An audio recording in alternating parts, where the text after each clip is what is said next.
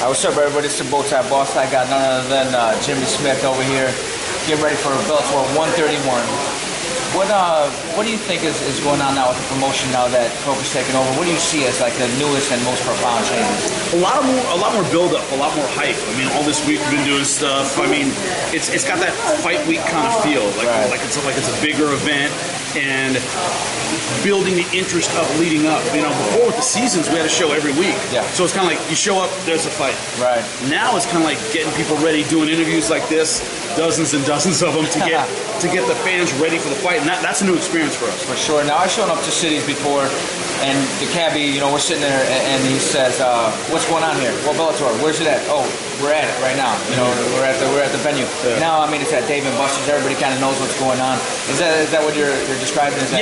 Yeah, totally. There's a lot more energy leading up to the fight. You know, you don't have to tell people, "Oh, there's a Bellator." People come up to me, "Oh, you with that Bellator thing? Yeah. Oh, yes, this weekend." I mean, they're telling me about the event instead of me going, "Yeah, we're over here. You know, we're gonna do this." You know, talk to so-and-so for tickets. I mean, they're telling us how excited they are about the fight. Nice. Now, in the main event, we got Tito and Bonner. At first, you know, I'm one of those people that thought that it was manufactured. Now, maybe they were embellishing, but those two fucking guys don't like each other. You've been around them now and understand when we did the winner-take-all piece, where it was a show where, you know, they were face-to-face, they had to literally separate them in between takes. They couldn't just, like, sit there in between takes. Like, Tito would walk off and, like, stomp and fume, and Stephen Bonner would be yelling stuff at him. Like, the director and the crew and everybody had to, like, keep them separated. So that I was worried, actually, to talk to the director about it. I said, we can't have them, like, fighting on camera. I go, you know, we can't have that happen. And we had to sit them down and go, you guys can't brawl on camera. Yeah. Like, we want it, but we don't want it. Yeah, we want the tension. We want to know the animosity and why you guys feel this way about one another. But you can't throw down on the show. It's not good. And so you can complain all you want about us taking advantage of that or exploiting the fact pushing it forward a little bit.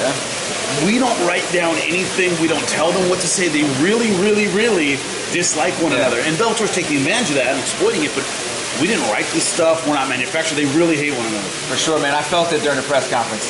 They can't even sit next to each other without there being a problem. Yeah. That was pretty funny stuff. Now, in the co-main event, obviously, I have a very biased opinion about what's going on. Very vested interest in your boy, Ill Will Brooks. Yeah. Absolutely. What do you see as far as how that fight can take place, or what do you think is going to happen?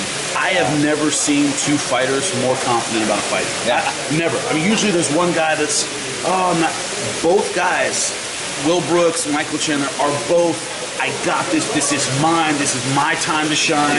I mean, you got both your boy and Chandler are sky high in terms of their confidence, their abilities, and they're both saying that last fight wasn't me. Yeah. I mean, Will won that fight and is going, I'm 10 times better. That wasn't even me. I would kick that guy's ass. Right. Chandler's saying, I wasn't 100%. He beat a guy who was half what I am now. Yeah. So both guys are saying the same thing. They're both physically really talented. They're both fast, quick, athletic.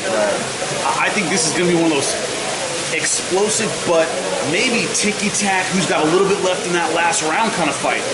Both guys are talking about blowing the other guy away. Yeah. That would surprise me. I think we're going to see that. Man, a lot of razor-thin rounds, a lot of, you know, who makes a little bit of impression, who finishes strong. Right. Little things like that might decide this fight. Gotcha. And then we got King Mo and Joe Vitapo. It was supposed to be DeBlas first. Tom DeBlas, yeah, he got cut in training, and Vitapo stepped up. He stepped up. I know, King Mo taking some criticism that I think is unfair about Vitapo. He wanted Tom DeBlas. They offered the fight to a lot of guys. There was no incentive, really, for a top flight light heavyweight to take on King Mo the week's notice. Right. So Vitapo said, hey, I'll step up, I'll do it.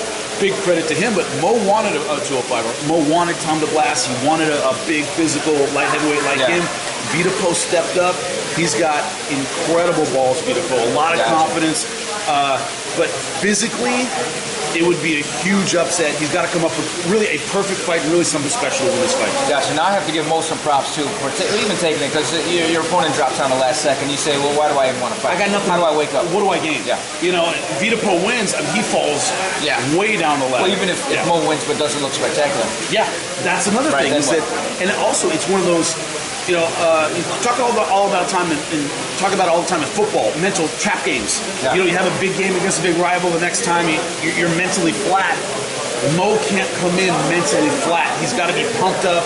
Right. It's a big show, but he can't go looking past Joe Vitipo. And when I talked to him about this fight, he's not. He has a lot of respect for the guy. He's a wrestler himself, so Vitipo, an Iowa wrestler, he respects the grind these guys can give. So, yeah. Cool, man. Well, any last thoughts on Bellator 131 and this way things are going? I just think Scott Coker did a great job putting together a great card. We have some big announcements during the fight. We're going to announce some upcoming cards, and they are spectacular. Really excited about them. Okay, one of the big announcements, you got to see this bow tie I'm going to rock on Saturday night, baby. I'm here with Jimmy Smith. What's up, brother? Best of luck to Will Brooks, all right? Cool. See you with the weigh-in. Thank you, man.